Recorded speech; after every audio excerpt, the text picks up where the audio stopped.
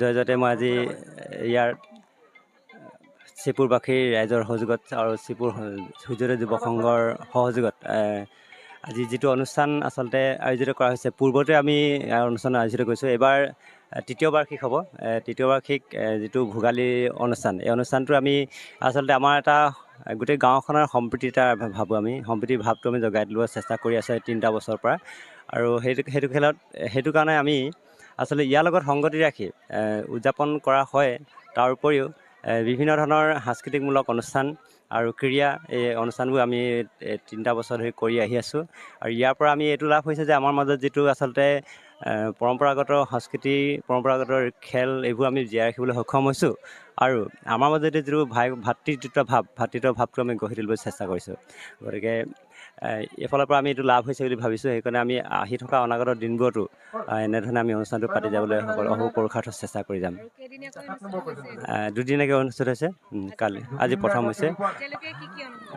এতিয়ালৈকে আমাৰ প্ৰথম অনুষ্ঠান যিটো খেলটো মিউজিক চেয়াৰ হ'ল, তাৰপিছতে টেকেলি ভঙা হ'ল, ৰছী টনা হ'ল, আৰু কলগছত সেই কল কৰি লোৱাটো, হাঁহ ধৰা যিটো, সেই গোটেই খহুটীয়া খেলকেইটা আচলতে আমাৰ অনুষ্ঠানত হৈ গৈছে।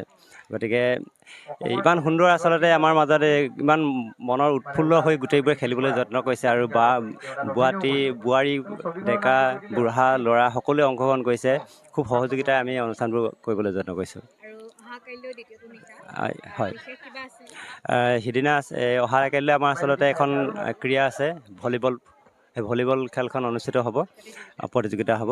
গতিকে সেইখন প্ৰতিযোগিতা আৰম্ভ হোৱাৰ অন্তত সন্ধিয়ালৈ সাংস্কৃতিক সন্ধ্যা আমাৰ অনুষ্ঠান আছে।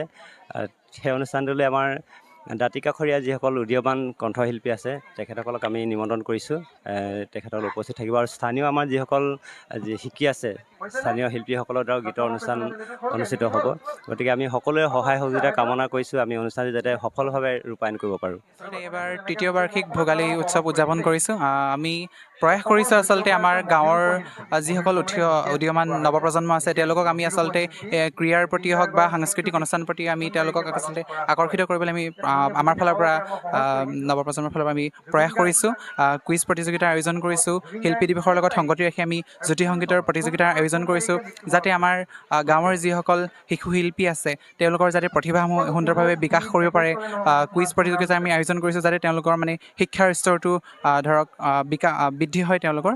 তেনেধৰণে আমি আমাৰ গাঁৱৰ যিসকল কণ ভাইটি ভণ্টি আছে বা দাঁতিকাষৰীয়া গাঁওবিলাকৰ ছাত্ৰ ছাত্ৰীসকলক আমি একলগ কৰি এনেধৰণে প্ৰতিযোগিতামূলক ভাৱধাৰাৰ সৃষ্টি কৰাই তেওঁলোকক শিক্ষাৰ দিশতে হওক বা সাংস্কৃতিক দিশতে আগবাঢ়ি যাবলৈ আমাৰ তৰফৰ পৰা আমি চেষ্টা কৰি আহিছোঁ। ধন্যবাদ।